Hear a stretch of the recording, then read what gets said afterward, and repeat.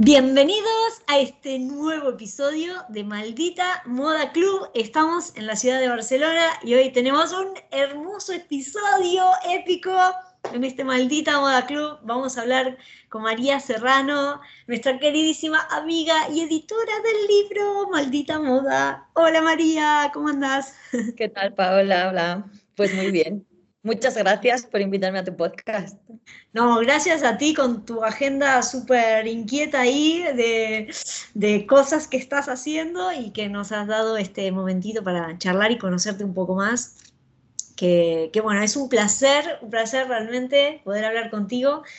Y bueno, vamos a contarle a la gente un poco de cómo te conocí y ahí arrancamos. Yo te voy a empezar a preguntar ahí tu historia. Pero bueno, a María en realidad la conocí, o sea, la empecé a perseguir de alguna manera a través de conocer la editorial G&G y escuchar, bueno, además de leer los libros que habías editado y buscar, yo me buscaba, ¿no? Para cuando tenía el libro, quién era la editora.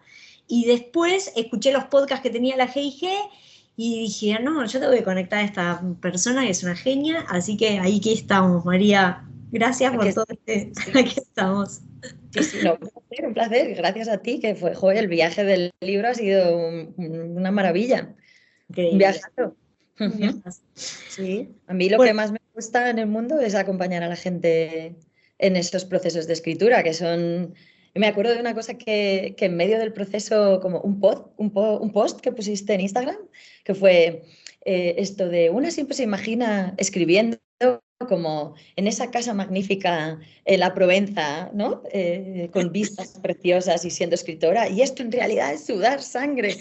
Y me hizo mucha gracia porque es lo que yo he visto en mi experiencia. O sea, yo siempre he sido editora, siempre he trabajado como todo lo cerca que he podido con autores, porque realmente en la industria editorial este es uno de los problemas, que hay poco espacio para hacer el trabajo que hago yo ahora como coach.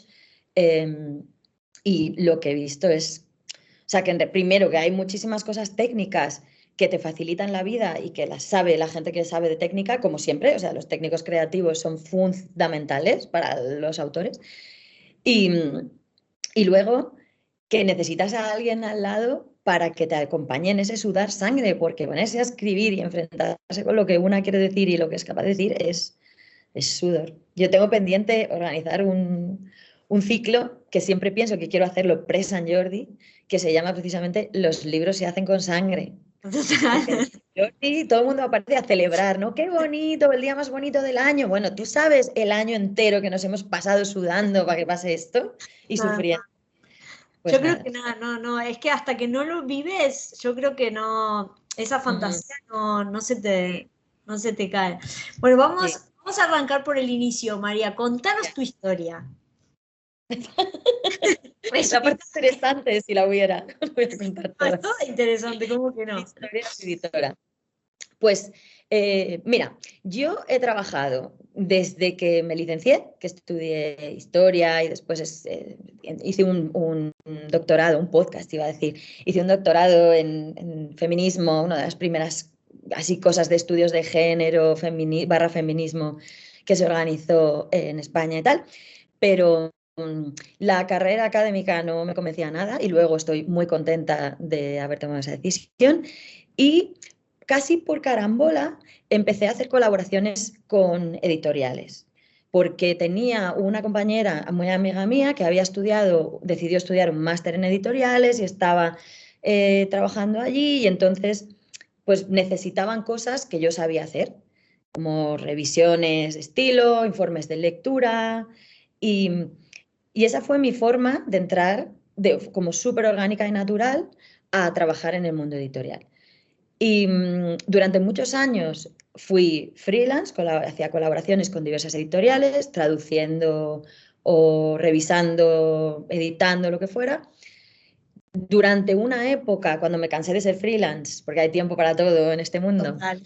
eh, entré a trabajar en el departamento editorial de una institución cultural en Madrid y ahí descubrí que realmente lo que me gusta y lo que se me daba bien y para lo que tenía sensibilidad es para los libros que tienen que ver o sea, si te digo libros ilustrados, se va a entender mal porque hay una gama amplísima, pero los libros que tienen un poco de cuidado digamos, que tienen contenido visual, además de contenido textual. Contenido informativo, no los libros que tienen ilustraciones para acompañar, sino los libros de arte, los catálogos o los libros de diseño, que es lo que he terminado haciendo durante mucho tiempo. Y entonces en ese momento hice, pues lo mismo que tú has contado, con quién es la persona para editar este libro, cuál es la editorial que hace el tipo de libros que a mí me gustaría editar. Ah, o sea que pusiste foco también, como que fuiste Pues, yo estuve buscando.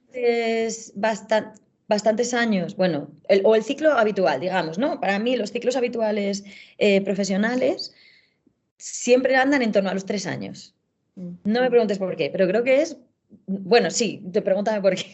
¿Por qué? Porque creo que es el ciclo de aprendizaje realmente, ¿no? Tú llegas a un sitio, lo descubres todo, todo es nuevo, todo tienes que ingeniarlo como, como tus propios recursos, ¿no?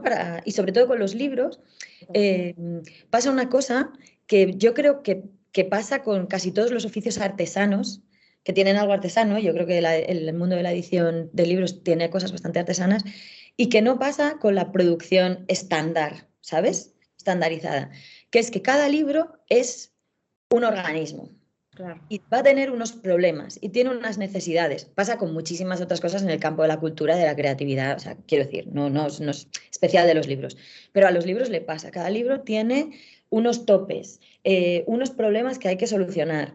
Tanto en términos de producción, ¿sabes? O sea, si eres una editora y de repente te llega un libro al que han metido 600 ilustraciones y tú no puedes pagar eso porque tiene muchísimo dinero y tienes que resolver ese problema de pedírselos a alguien o solucionar, ¿sabes? Resolverlo de alguna manera.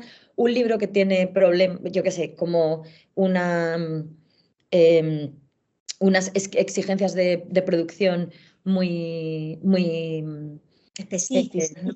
muy complicadas, por ejemplo, y entonces necesitas encontrar al impresor que sepa hacer algo y que, yo qué sé, ¿sabes? Un autor que es muy pesado y da muchos problemas y no te escucha y entonces se bloquea y trabaja en contra de su libro, porque también me he encontrado autores que cuando trabajan con las editoras entran de forma confrontacional, no hacen equipo. Y a mí eso me alucinaba, me Wow. alucinaba.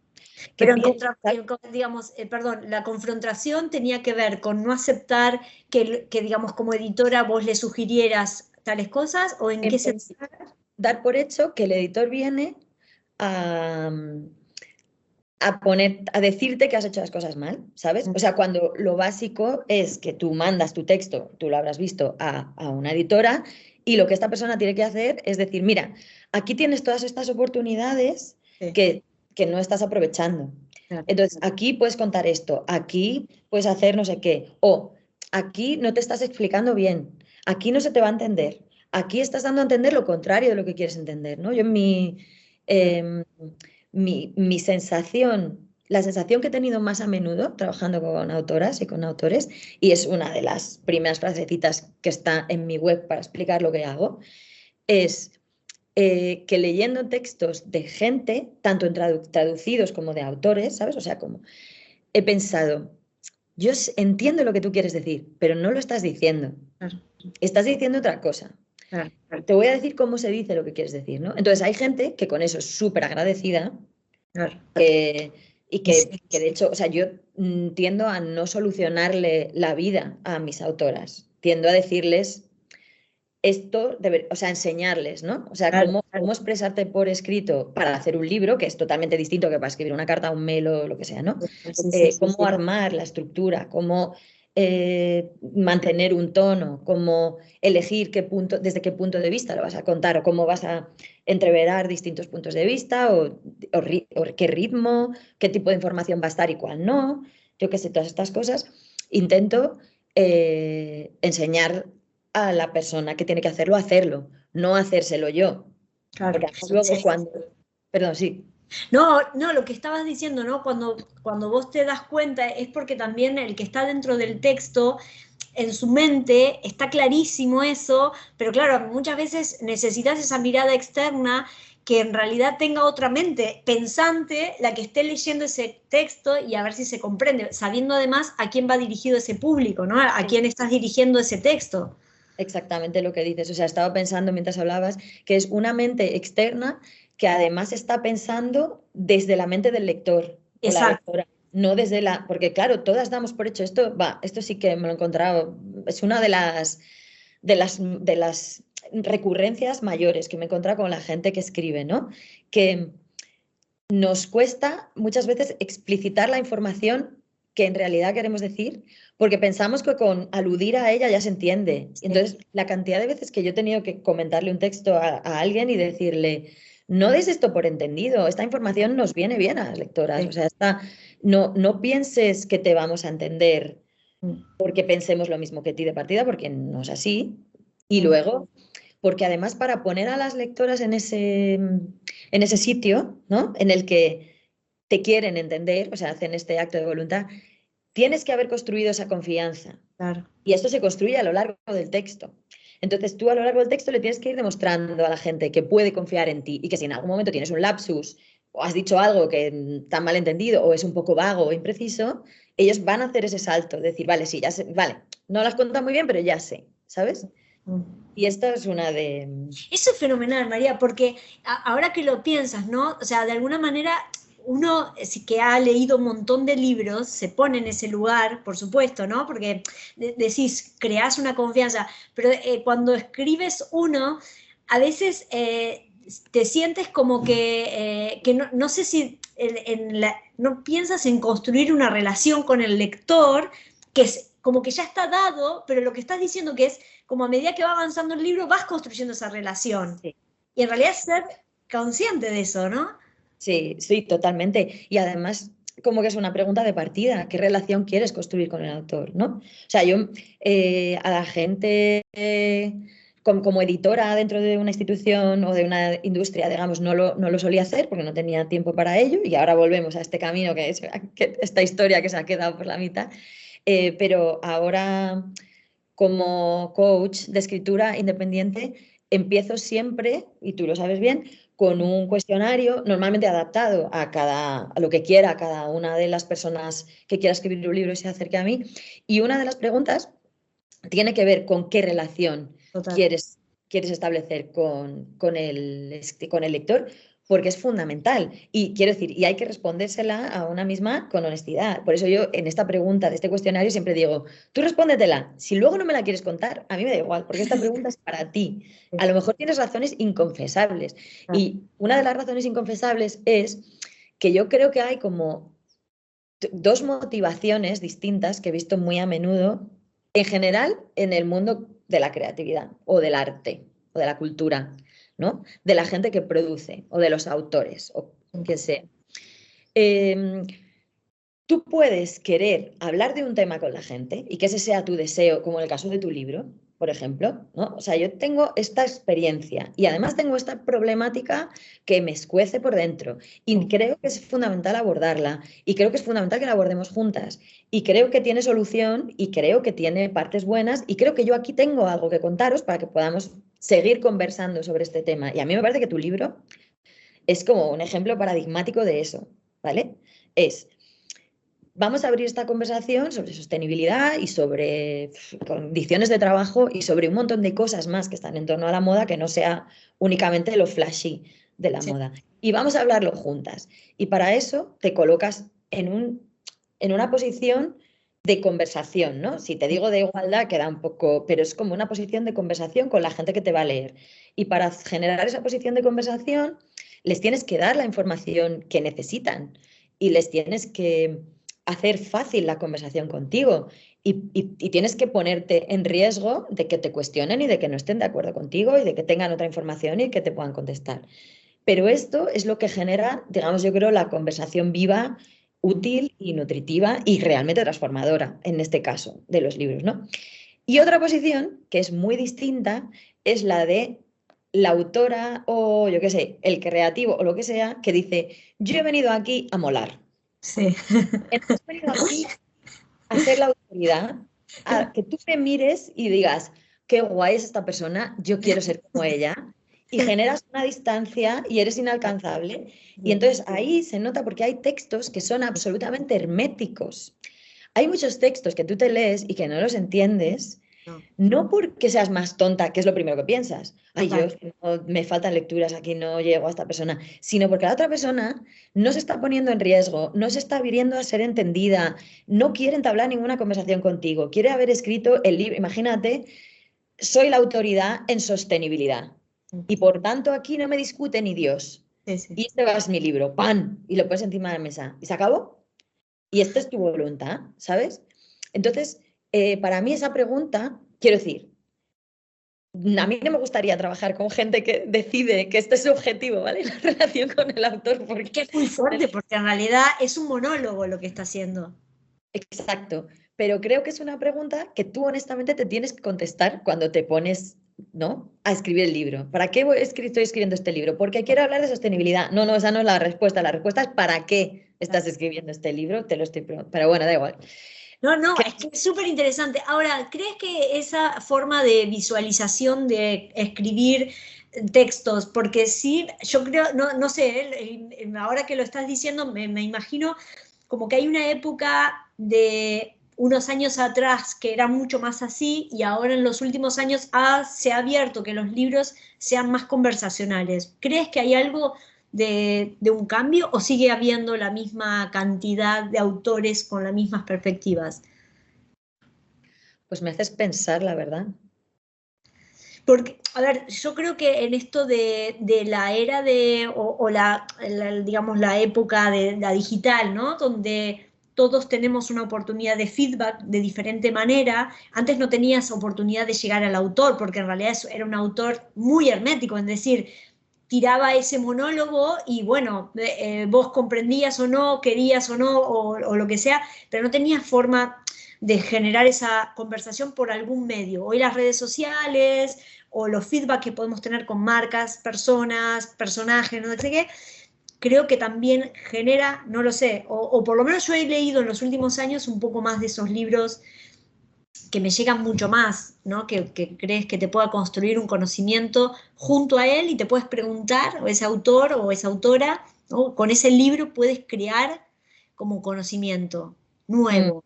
sí, o sea, bueno, yo es que creo que en general, históricamente, esta forma de acercarse al conocimiento o esta forma de em, compartir, entre comillas, ¿no? O de exponer tu conocimiento, que tiene que ver con sentar cátedra y con dictar sin dejar que nadie te interpele, no solo en el ámbito editorial, sino en muchos otros, está en decadencia. O sea, es verdad que hace mucho que, que la idea de las verdades absolutas de parte de los expertos se ha ido diluyendo completamente y que entonces la gente tiende, digamos, a ser más humilde en sus planteamientos. Que también eso de que de repente todas somos expertas en todo te ha traído otros problemas que no es la materia de este podcast, ¿no? Pero es verdad que sí, que yo creo que en general, o sea, por ejemplo, en el ámbito del diseño, que es donde yo he pasado más años haciendo libros, eh, cuando yo llegué a Gustavo Gili, que es, o sea, donde nos hemos quedado en la historia, se hacían un tipo de libros en general, no en Gustavo Gili, sino todas las editoriales que hacían diseño, hacían un tipo de libros que ahora ya no existe, que dejaron de existir y que creo que tiene que ver con esto, que eran libros que yo llamaba de cromos, creo que yo y mucha más gente, ¿no? Estos libros de 1000 diseños de camisetas, 1000 portadas de... Algunos eran preciosos, ¿eh? O sea, yo me lo pasaba a pipa haciendo esos libros y comprándolos y viéndolos y un montón de cosas. Pero el libro aportaba poco más que una colección de Panini, que hubieras hecho tú la colección de tus cromos, ¿no? Porque no había una autoría que más allá del comisariado se hubiera, de la selección, y que en muchos casos además la selección tenía que ver con mándanos tus proyectos y paga y entonces entras en el libro, no había una autoría que se molestara en compartir con las lectoras por qué ese proyecto tenía valor, más allá de que fuera atractivo visualmente, ¿vale? Y esto en el mundo del diseño y la creatividad pasa mogollón, que es, sí, puedes haber hecho una cosa muy bonita, pero cuéntame más allá qué hay detrás, qué procesos, qué problemas has resuelto, cómo se ajusta a la necesidad de lo que había que comunicar, yo qué sé, un montón de cosas. Y en aquellos libros, de los cuales, insisto, yo tengo todavía bastantes, a pesar de todas mis mudanzas en las que han ido apareciendo libros, porque son muy bellos, o porque a mí el tema en particular me interesaba, faltaba esa parte, que es la parte generosa para mí. O sea, yo a casi todos los autores les insisto mucho siempre en que hay que tener una posición generosa para escribir, ¿no? Y les faltaba esa parte de generosidad, de querer, además de impresionar al lector, darle las herramientas para que sea capaz de elaborar un discurso que sea interlocutor del tuyo. Sí. Y en este caso, con otro estilo, pero creo que esos libros hacían un poco eso, como lo hicieron en su momento muchas revistas también de arte y de diseño que tenían esa posición y que yo creo que también ha cambiado un poco ahora. Sí, ahora hablando de todo eso, yo recuerdo, como estudié, digamos, hace 20 años, ¿no? Tanto arquitectura como diseño, digamos, la forma de educar también era muy así. Digamos, nosotros estudiábamos con, qué sé yo, 100 alumnos más, porque éramos universidad pública, ¿no? Aulas de 200 personas. Entonces, claro, los profesores que hacían, o las profesoras, colgaban cinco, habían elegido de todos los que se habían colgado 5 o 3 ejemplos y decían, esto es lo bueno, pero no te explicaban el por qué. Entonces vos mentalmente tenías que decir, puta, a ver, ¿por qué es el bueno? Comparando, tenías que hacer un ejercicio intelectual, pero brutal, para decir, mierda, o sea, a veces te decían, bueno, fíjense que no sé qué, pero esto tenía de los libros, o sea, íbamos a buscar respuestas constantemente, y en realidad como que tenías que autorresponderte. Sí, mucho de... Yo recuerdo perfectamente, o sea, para mí eso, cuando entré en empecé a trabajar en Gustavo Gili, que fue en 2006, que fue esto cuando te dije, a ver, ¿qué editorial está haciendo estos libros en los que convive lo escrito y lo visual como dos lenguajes, ¿no? No como un ornamento, sino como dos lenguajes. Y por fortuna, porque no tenían ni opening, o sea, no había ni... Yo mandé mi currículum y dije, oye, me encanta, yo quiero trabajar aquí, estoy en Madrid, pero no me importa mudarme, y resulta que funcionó. O sea, es una de estas veces que dijeron, mira, pues justo estamos necesitando una persona para hacer esto, qué bien, porque tu perfil cuadra, porque no te vienes, ¿no? Y en ese momento, en esa época, esto era 2006. Una de las cosas que a mí más frustrantes me parecían del sector del diseño, quiero decir, es que allá donde ibas nadie te explicaba nada. Claro. Y me refiero festivales de diseño, encuentros, todo este tipo de cosas, llegaban el diseñador o la diseñadora que fuera y te empezaba a poner imágenes que tú probablemente ya habías visto, porque dentro del sector pues más o menos la gente se conoce, de lo que había hecho, y yo me quedaba siempre como con un vacío con una frustración, ¿sabes? Yo no he venido a ver tu web. Claro, claro, total. Claro, quiero decir, y siempre pensaba, bueno, para los diseñadoras, pues tendrá, si haces networking, si no sé qué, pero había un punto como de, no sé, de algo que me faltaba. Hasta que un día llegó Alex Troschut, que entonces no era el mega figura, o sea, estaba funcionando, empezando, y dedicó en uno de estos festivales su conferencia, en vez de a explicar sus éxitos, a explicar cómo había resuelto problemas que se había encontrado. Claro. ¿Vale? Esto ahora lo hace un mogollón de gente, por fortuna. Sí. Mogollón. Por resolver problemas, el proceso, pero aquello yo no lo había visto nunca. Yo creo que era 2000, no es que no me acuerdo, no te puedo decir. Pero puede ser principio del... Y dije, claro, es que esto es, o sea, libros de inspiración, que se llamaban aquellos libros de cromos, ¿no? Libros de inspiración. Y era como, o sea, la inspiración en esa época se entendía como tú ves la imagen y copias.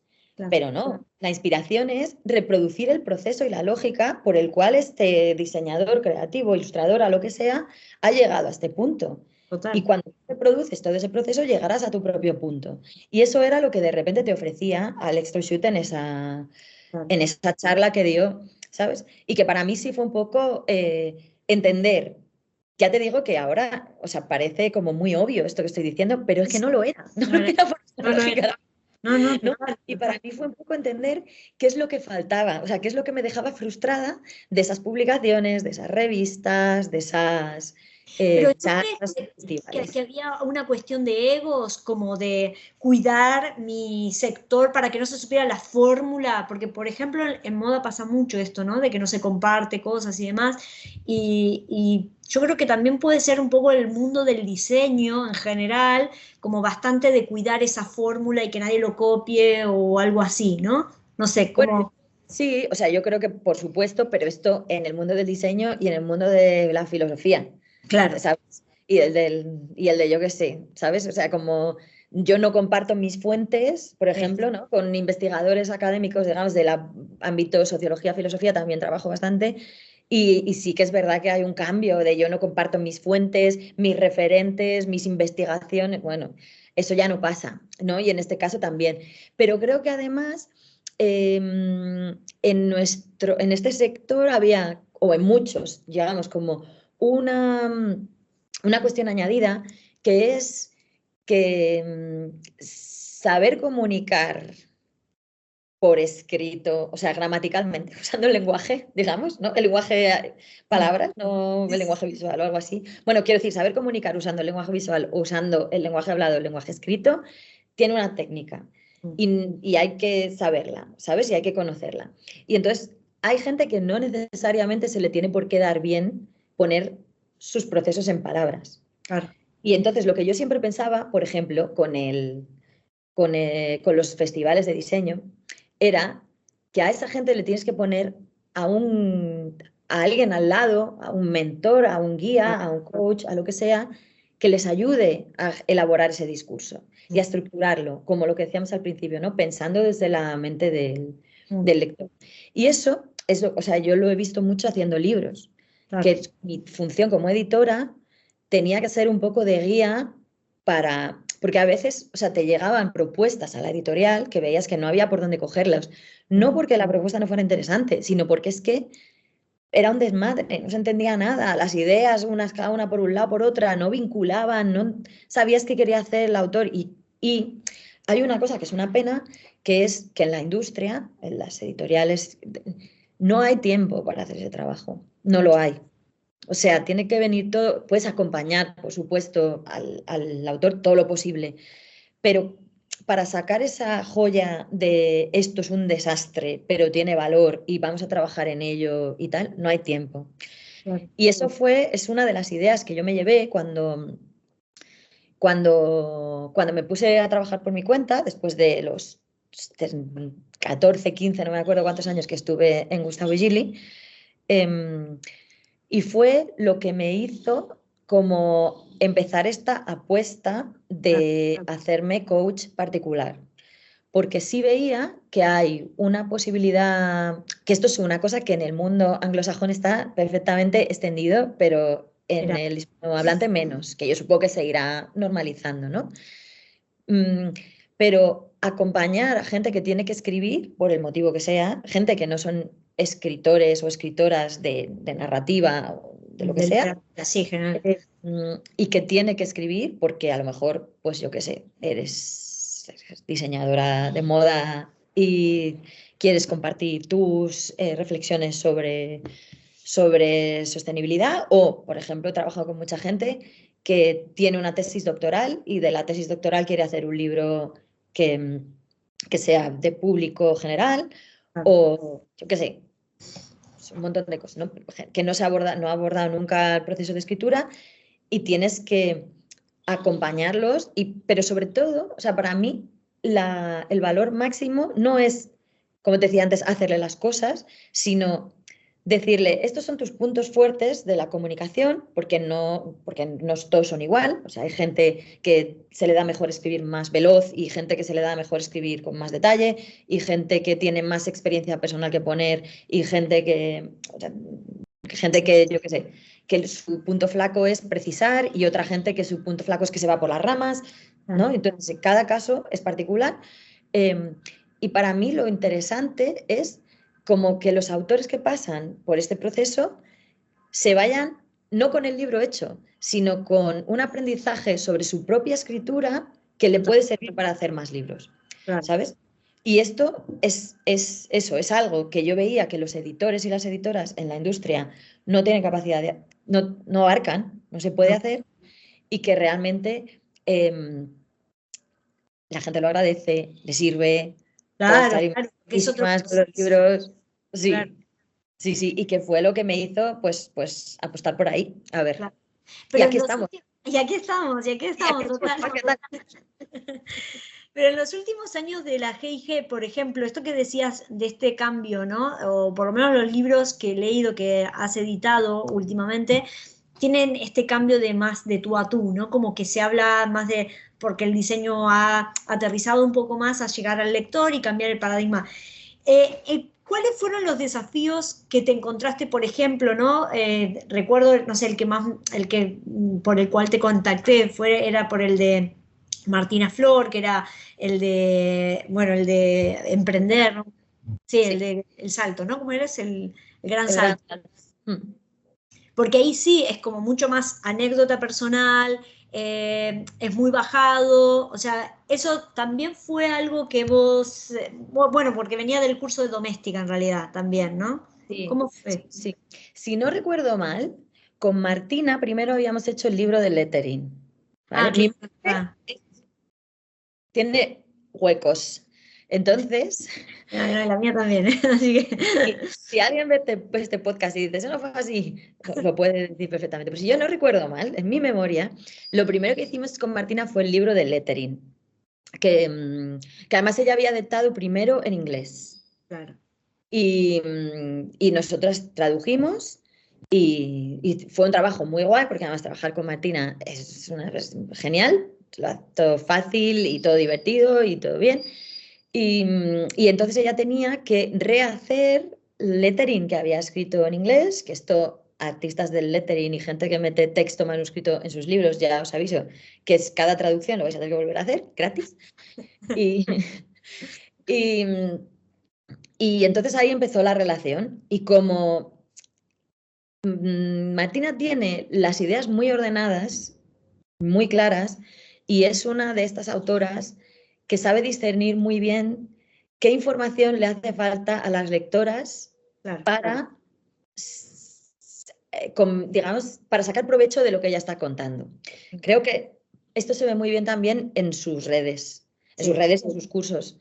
Cómo comparte contenido, lo que cuenta, no le da corte ni nada, no hay tabú profesional, me refiero, ¿no?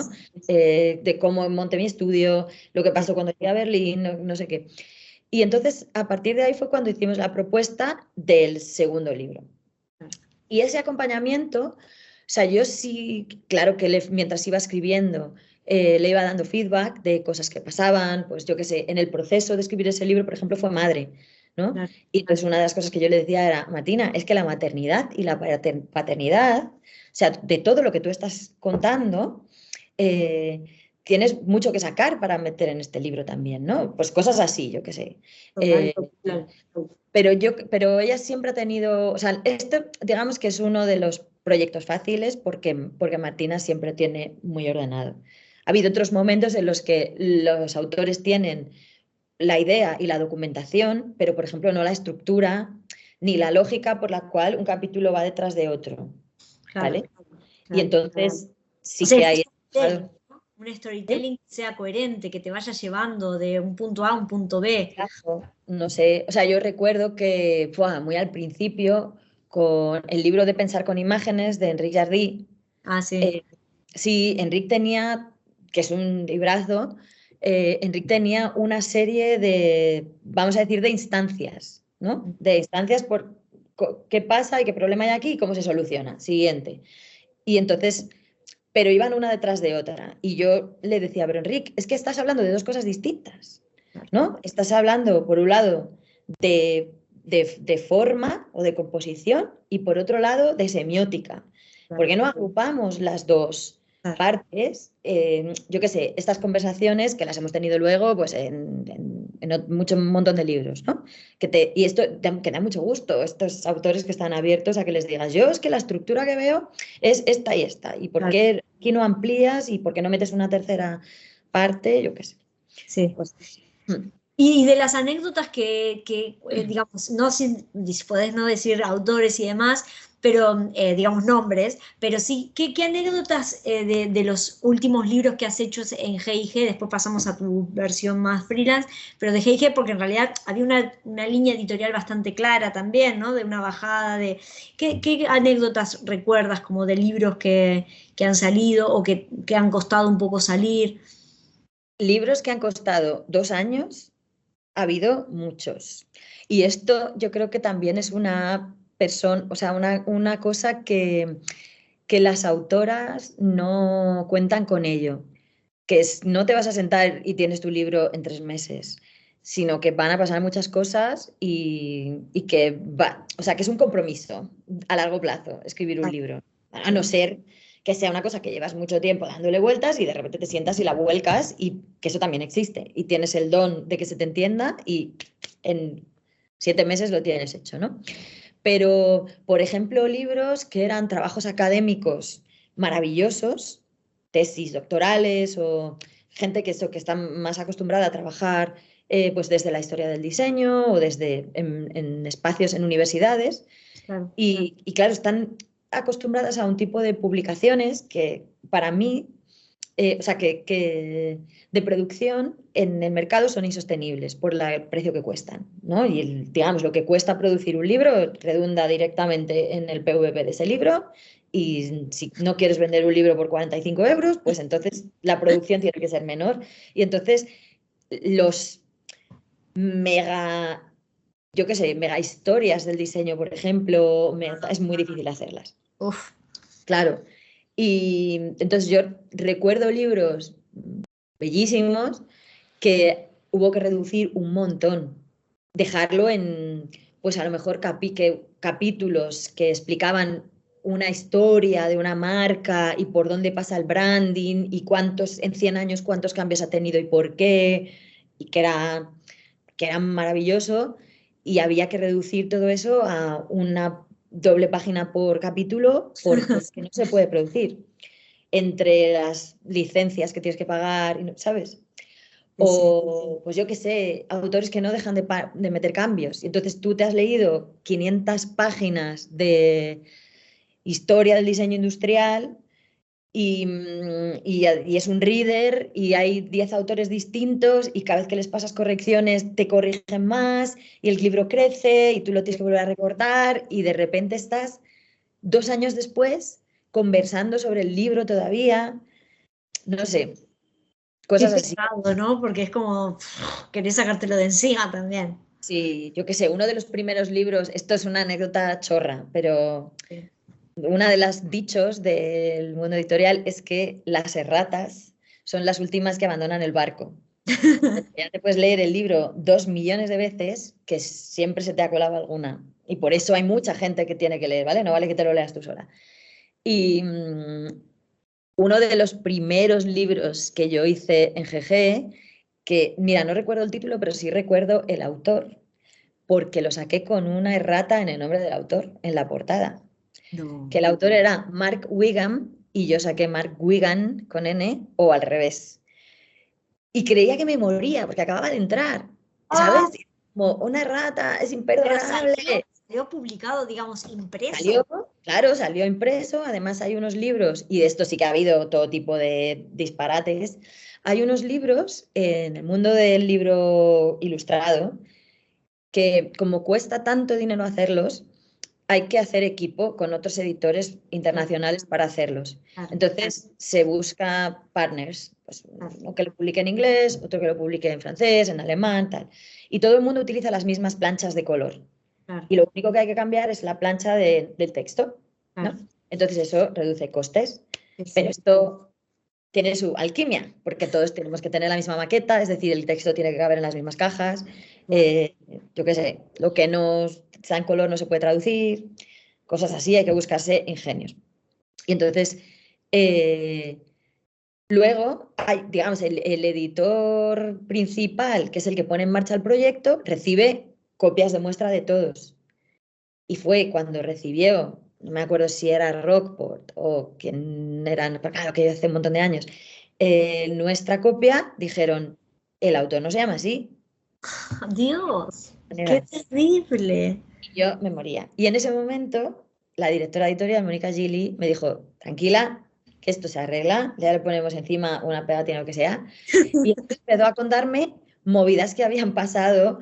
Pues un libro nuestro salió con la mitad en español y la mitad en portugués, porque lo encuadernan, pasan cosas, ¿sabes? Claro, Uno cuando salió con el pliego del revés, otro al final faltaba el último capítulo, otro, y de estas cosas, claro, claro. al principio pues te Terrible, parece claro. horrible, que es imperdonable, que eres muy mala editora, y luego ya has visto pasar tantas cosas Claro, claro. que, pues eso, 20 y pico años después, yo creo que a mí es que no hay catástrofe que me Claro, asuste. claro, claro. Ahora me siento mejor, María, porque la mía tiene un poco de ratas.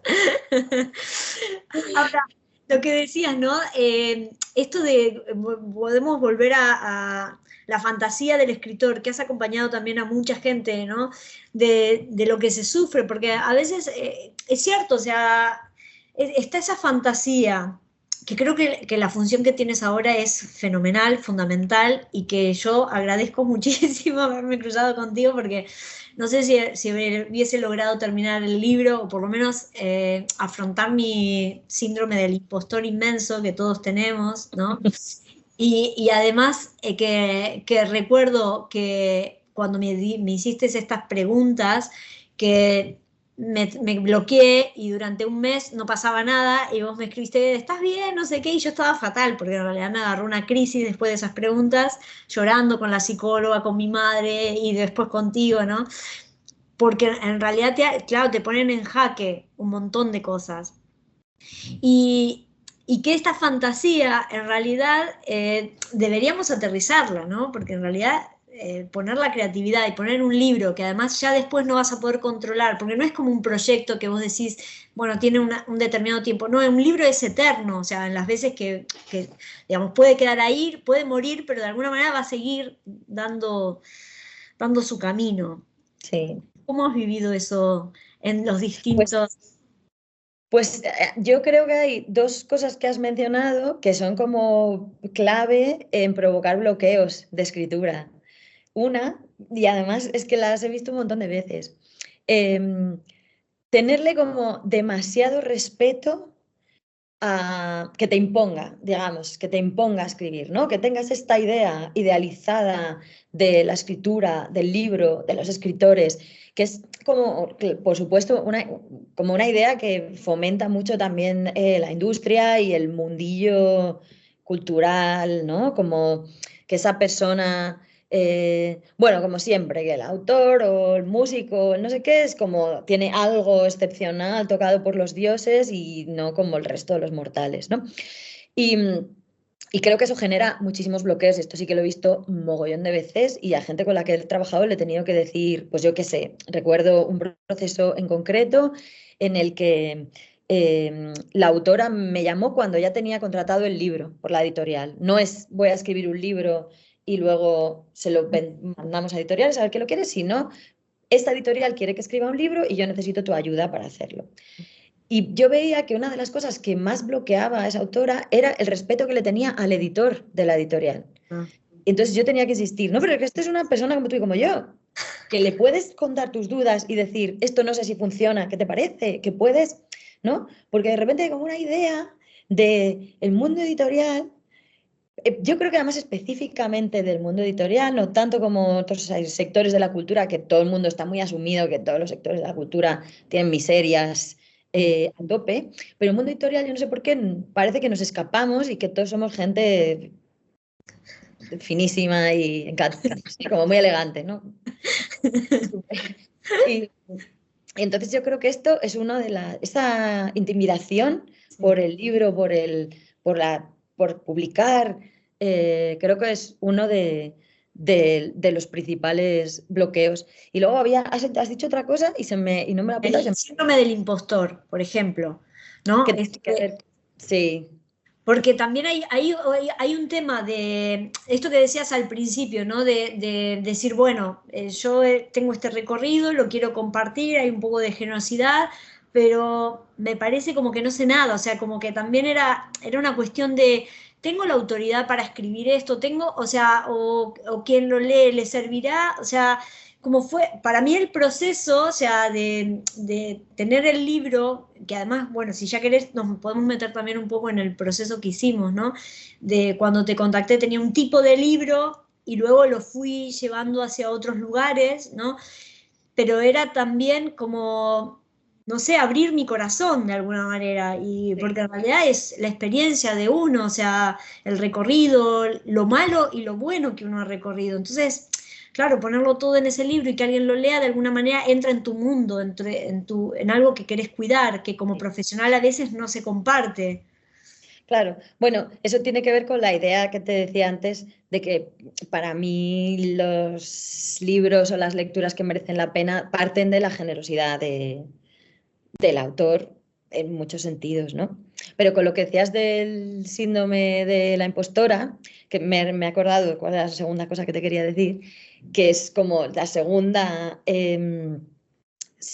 causa de bloqueo mayor que yo he visto de la escritura es el pretender dejar cerrado tu discurso sobre algo para siempre a cal y canto en ese libro, sin entender que el libro es parte de un continuo, ¿no? Que esto también es una cosa a la que yo he tenido que insistir mogollón a las autoras.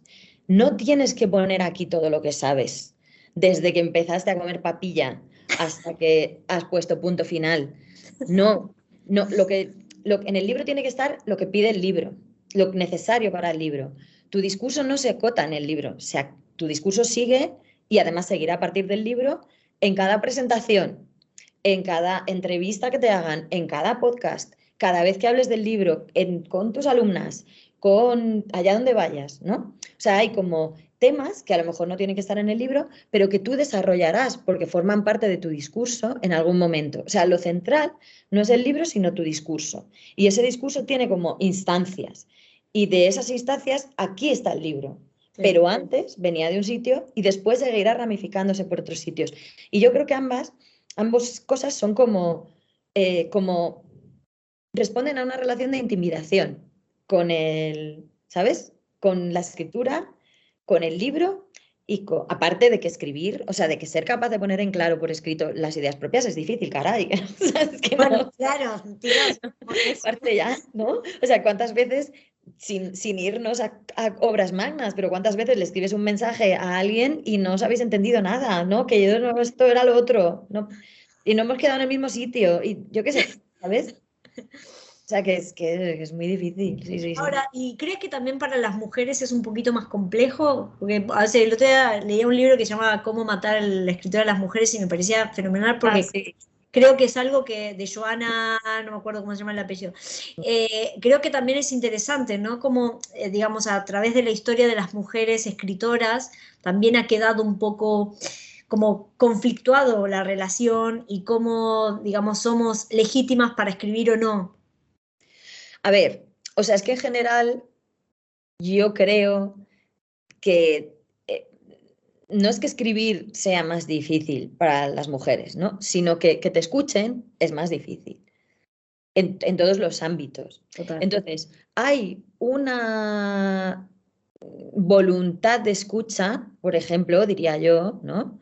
Que es lo que requiere esta generosidad y un ponerse en cuestión, que está muy vinculado con el síndrome de la impostora, y, y un no ir echando discursos totalizantes por el mundo, sino dejar espacio a la duda y dejar espacio a que lo que tú dices tenga matices y dejar que yo creo que por educación, para bien o para mal, en el mundo en el que vivimos nos es más propio a las mujeres, Mm. porque estamos entrenadas desde pequeñitas para hacer eso, para escuchar y cerrar el pico y tener que buscar lo que se llama captatio benevolentia, es, ¿no? Tener que introducir tu discurso de forma que no vas a intimidar a nadie, ¿sabes? Para lo que la filósofa Celia Amorós hablaba del hablar de las mujeres y decía que tenía que ver con el decir del no saber, ¿sabes? Pedir perdón por saber cosas, ¿no? Bueno, yo de esto no sé mucho, pero en realidad pienso que esa introducción, eso yo creo que no es naturalmente propio porque venga en una hormona, sino porque es que desde pequeña, en el cole, en tu casa y en no sé qué, te han moldeado para que hables desde ahí. Y sin embargo, y yo creo que esto que es innegable, o sea, que en tu casa y en el cole y en el autobús y el señor que se enfada cuando no le dan una entrada para lo que sea, eh, los tíos no están entrenados para hacer eso, ni para dejar espacio a que haya una opinión disonante que pueda ser igual de válida, ni para no estar inmediatamente pensando. A mí hay una cosa de la conversación paradigmáticamente de la masculinidad normativa, que no quiere decir todos los hombres, vamos a dejarlo aquí claro, sino de la masculinidad, los hombres que reproducen ese tipo de masculinidad normativa, que me llama mucho la atención, que es que en cualquier conversación, todo lo que tú cuentas o lo que cuenta otra persona, lo llevan a lo que a él le pasa y es lo que te devuelven. Sí, porque lo que a mí me pasa, ya pues estábamos hablando de esta persona que tienes al lado, o de mí, o de no sé, ¿no? Y se acabó lo que a mí me pasa y ya esa conversación se convierte en la que me pasa a mí. Sí, sí, como el satélite, ¿no? Todo alrededor de esa persona. Y quizás escribir desde ahí, de esta forma que estábamos diciendo, que es generosa, que es conversacional, que es generando complicidad, que es abriendo espacio para que el lector pueda hacer cosas, resulta más difícil. En ese sentido, o sea, cuando tú preguntas si para las mujeres nos es más difícil, entiendo que es sentirse legitimada para decir y para escribir. Yo creo que a estas alturas es verdad, o sea, sí, te diría que indudablemente sí, que creo que todas estamos muy entrenadas para ponernos en duda con todo lo que hagamos y para dejar espacio a que el resto del mundo dicte por dónde vamos, pero también te digo que creo que afortunadamente eh, ese ponerse en duda, ¿sabes? En el buen sentido, no en el de sufrir, soy incapaz de hacer nada, es cada vez más compartido. Claro. Entre Sí, sí. no binarios y mujeres y hombres y cis y no cis, ¿sabes? Sí, sí, total. Y ahora metiéndonos un poco en el libro, que ya nos queda un poquito de tiempo, eh, ¿cómo fue aceptar el encargo de Maldita Moda? Porque Pues yo tengo que decir que a mí me hace mucha ilusión cómo terminó saliendo el libro, o sea, el proceso, me refiero, cómo terminó la historia de que lo hiciéramos juntas, porque pasó de todo por en medio. No sé si lo habrás contado ya en otro podcast, no, no, pero cuando ayer tú me decías, cuando empezamos, no sé qué, yo te decía, no, en la pandemia no empezamos antes, o sea, cuando ni siquiera había cambiado el mundo. Ya estábamos las dos pendientes de qué pasaba con tu libro, porque ya lo habíamos derivado en Gustavo Gili había departamentos distintos que llevábamos editoras distintas. Entonces había Clara que se encargaba de los temas que tienen que ver con moda y fotografía y tal, arquitectura, diseño que hacía yo. Entonces yo conocía el libro de Paola, pero no era mi competencia y por tanto se lo derivé a la editora que llevaba moda. Y en ese momento, mientras estaba en todas las editoriales, lo habitual es que valorar una propuesta y decidir si es idónea o no y no sé qué lleve mucho tiempo, porque si alguno mandáis un libro a una editorial, más de paciencia, porque puede ser 6 meses y 8 y los que sean. Pues en ese momento en el que estábamos esperando, pendientes un poco de a ver si cuadra o no, confinamiento, pandemia y el mundo todos cambió. los proyectos parados y además a partir de ahí yo dejé de trabajar en Gustavo Gili. Y entonces fue cuando volví a escribir a Paola y yo esto es la memoria que tengo. Si no es así, me corriges tú. Y te dije, Paola, yo ya no voy a estar en esta editorial, entonces tienes que hacer tú el seguimiento de qué está pasando con el libro. Y tú me dijiste, no, pero es que yo lo quería hacer contigo. Exacto. Sí, me dijiste, ahora me abro sola y yo digo, bueno, donde sea, te sigo, María. Sí, sí. Y entonces ahí empezamos y todavía tardamos otro año en hacerlo.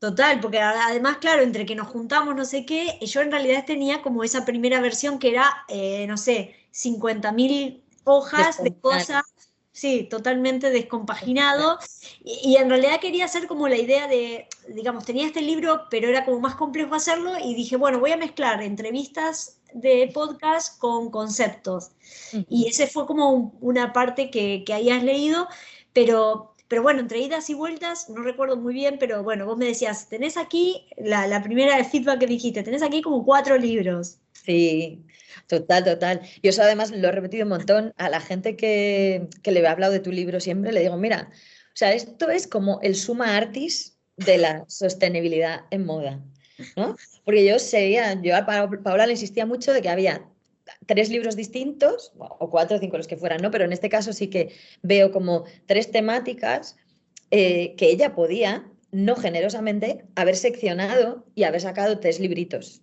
que también le hubiera salido mucho más rentable económicamente y un montón de cosas, ¿no?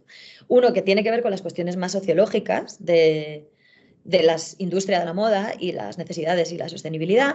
Otra que tiene que ver con la parte más de diseño, ¿no? De trabajar con taller y con la cosa más técnica, y otra que tiene que ver más con el mentoring que ella hace de branding y todo eso. Y yo le insistía mucho, bueno, al principio era 2 millones de espacios. Y yo decía, Paula, es que no va a haber editorial que pueda pagar esto. Vamos a recortar, vamos a ordenar. Y entonces luego le decía, ¿por qué no separamos estos 3 temas y buscas 3 editoriales distintas? Y entonces tienes 3 libros que ya los has escrito a la vez, ¿no? Y para una autora, si lo piensas, es mucho más, no sé, Sí, flashy o sea, también, ¿no? bien, Claro. sí, sí, Paola tener. decía, no, no, es que esto es lo que yo comparto con mis alumnas y esto es lo que yo comparto con la gente que viene a mis consultorías y esta es la información que yo estoy segura de que hace falta tener toda ella para montar tu proyecto creativo. Y yo lo tengo clarísimo, o sea, esta es la información que yo le quiero dar a la gente, que me parece un ejercicio descomunal de generosidad, porque además es un proyecto muy difícil, es un libro muy voluminoso y esto quiere decir que ha habido que darle muchos repasos para que la información de cada parte estuviera donde tenía que estar y lo que tenía que repetirse se repitiera, lo que no tenía que repetirse no se repitiera, y que Paola ha tenido que releer y reescribir eternas veces y, y que, o sea, yo siempre la he visto hacerlo no porque ella quería tener un libro, sino porque esta es la información que le hace falta a la industria de la moda para transformarse. Sí, Y sí. a mí es que me parece admirable, o sea, me parece uno de los proyectos más admirables con los que yo he trabajado hasta la fecha, porque hay una apuesta, pues lo que tú dices, o sea, una apuesta en cuestión de ti misma, subir el 8000 cada vez que yo te devolvía un texto editado y tú decías, pero ay, es que, ay, hay que empezar otra vez. Y yo, bueno, esta es una cosa que a casi todo el mundo le cuesta mucho, Sí, que es sí, la idea de sí. que escribir es reescribir. Tú Exacto. escribes la primera versión y es la primera mano de pintura y eso se tiene que secar y tienes que escribir encima y a lo mejor otra vez y otra vez, no sé. O sea, yo he Pero estado con libros que como también hago traducciones, eh, uno de los libros más maravillosos que yo he traducido últimamente es un libro de Orlando Fix que se llama Los Europeos, que es una historia de la creación de una idea de cultura, canon de cultura europea en el siglo XIX, que es bellísima, porque además está contado por en medio con salseo, con un poco de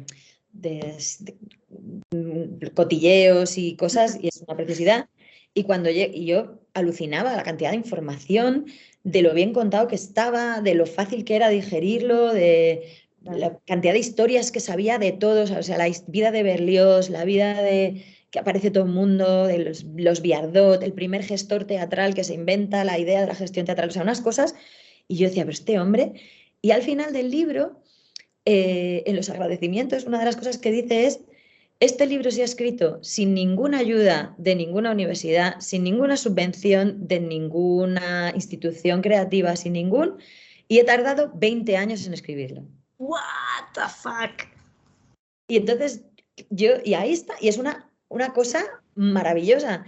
Pero claro, pensaba, luego la gente que te llega diciendo, he escrito esto, que lo he escrito este verano y ya está, y tú le pides una reescritura y te dice, no, es que no sirve para nada mi libro. Yo, sí, sí que sirve, pero es que has hecho la primera parte, ahora tienes que hacer las 15 siguientes, Claro. ¿sabes?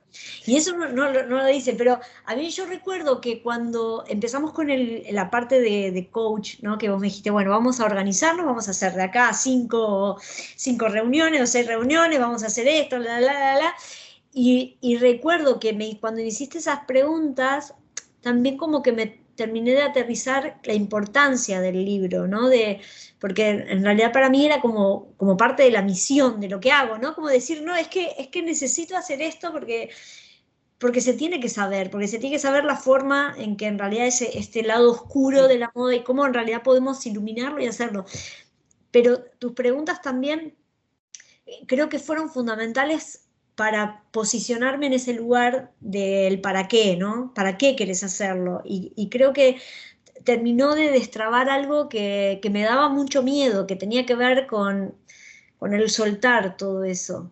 Sí, bueno, toda esa parte casi más activista, ¿no? Que tenías, que te daba muchísimo miedo que se viera, yo creo, ¿no? Sí, Y que muchas sesiones después, cuando la vimos, fue como, Paola, pero esto es lo que te impulsa a hacer el libro.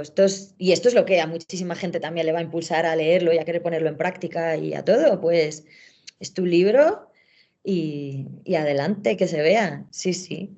Yo así lo veo. Y creo que lo luce, desde luego. O sea, que te ha quedado un librazo admirable, admirable, me parece. sí, y además que también el acompañamiento, María, yo quiero, o sea, bueno, además de agradecerte mil veces, ¿no? Pero creo que, digamos, el ejercicio que es tan solitario de armarlo, de escribirlo, o reescribirlo, o pensarlo y demás, y que, digamos, alguien que respeto mucho, como es tu trabajo, como eres tú, ¿no? Que decir, es como una ayuda de decirte, pero es que es bueno el libro, es que está bien el libro, también es súper necesario tu figura de coach, ¿no? Para poder, porque las veces que me he puesto a llorar y que no sabía qué hacer, era como que de alguna manera tú me empujabas hacia adelante, ¿no? Y creo que también eso es Bueno, yo creo que o sea, que hay una parte importante que no es tanto decir, está bien, bravo, bravo, lo estás haciendo bien, ¿no? Sino decir, tus puntos fuertes son estos y son muy fuertes.